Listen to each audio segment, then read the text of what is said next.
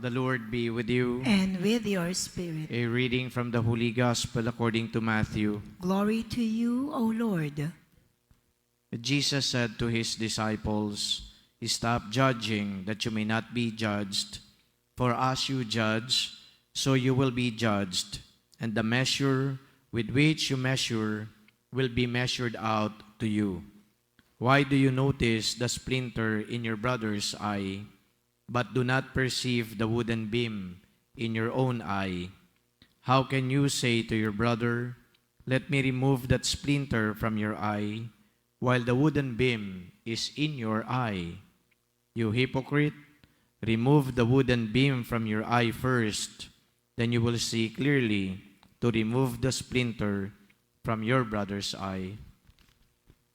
The Gospel of the Lord. Praise to you, Lord Jesus Christ. Magandang hapon po sa inyong lahat.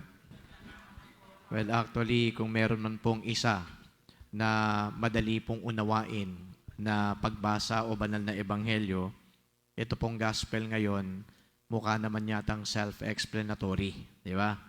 Sinasabi ng dito, huwag kang manghuhusga ng kapwa mo. Alam na alam natin yan. Huwag mong ikukundina ang kapwa mo. Alam na alam din natin yan. Dahil kapag nanghusga ka, kung anong ginamit mo na pamantayan sa panghusga, gagamitin din sa'yo. Pero meron pang ibig sabihin niya, babalik din yan sa'yo. Ikaw din naman huhusgahan ng iba. Wag na wag mong gagawin yan. So kumbaga, yung ganito pong mga pagbasa ay very practical kasi nakaka-relate kagad tayo. Very practical din kasi nakikita natin ito sa pakikipag-ugnayan natin sa ibang tao o di kaya pakikipagkapwa. Yung salita pong pakikipagkapwa, very positive sana yung connotation. Pero sa pakikipagkapwa, nagkakaroon ng negative connotation dahil pumapasok nga yung nanguhusga ka, nag-iisip ka ng masama sa kapwa mo, hindi mo itinuturing na mabuti o di kaya hindi mo pinapakitaan ng mabuti yung kapwa mo. So it defeats the purpose of pakikipagkapwa.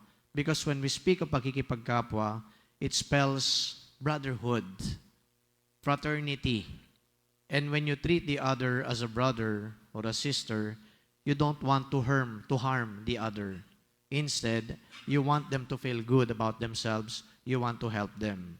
Pero yun nga lang, sabi ko, kaya nagiging negative dahil human as we are, pumapasok yung ganito pong pakikipag-engage sa kapwa.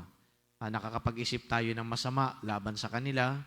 Hindi natin maiwasan minsan na nanguhusga na tayo o di kaya ando doon din yung very negative na pakikitungo in a sense that ibinababa natin sila, nasisiraan natin sila, at ibinibida natin ang ating sarili. So kumbaga, itong gospel na to is going to be taken in a negative sense. Bakit in a negative sense? Because, negative din kasi, yung kumbaga ay ina-approach na issue. Ano yung issue na negative dito? Ayun nga, yung pagsasalita ng laban sa kapwa. The Lord does not expect us to be saying things against our neighbors. In fact, if there is one thing that the Lord wants us to do is to build up our neighbors, not destroy them. When you judge, when you condemn, that's tantamount to destroying the other. So, condemnation and judgment, they are affronts to the person. You are attacking the person. And that is not how to deal with the other. Kaya sa unang bahagi po ng pagbasa, napakinggan kagad ninyo kung sino yung ina-address niya. Okay? Babasahin ko ulit.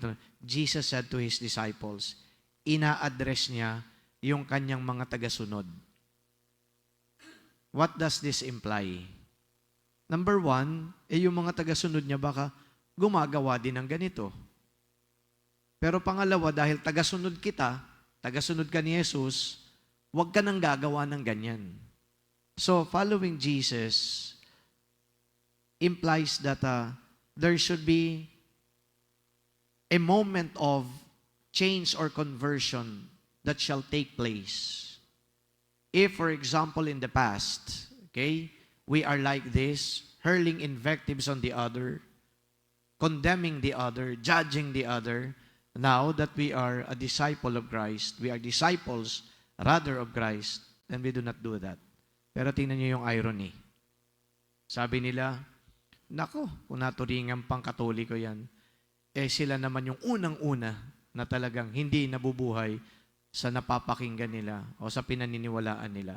And it's really not good to hear such kind of comments. Tapos eto pa, mas malala, nako, magsisimba ka. Yung mga tao naman sa simbahan, mga ipokrito naman, nakakarinig ako niyan. At ito pang mas malala, i-invite mo para mag-serve sa simbahan. Ay, Diyos mio, yung mga tao sa simbahan, sila pa yung unang-una na mga maninira ng kanilang kapwa. Di ba parang, dapat talagang i-address.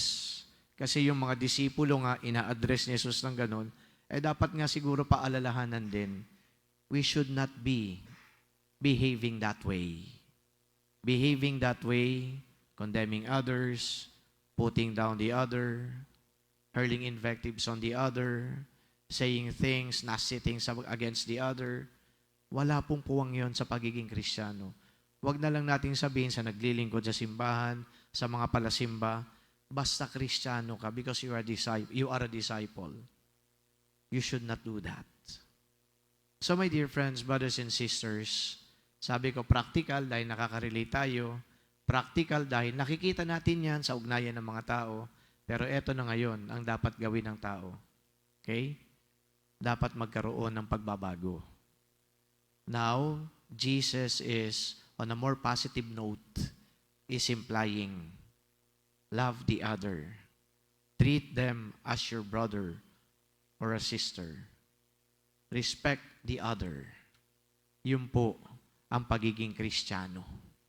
And hopefully, tayo na mga Kristiyano, dito ngayon nakakapakinig ng mabuting balita, magagawa po natin itong hamon na ito ni Jesus. Love the other. Respect the other. Treat the other as your brother or a sister. Amen.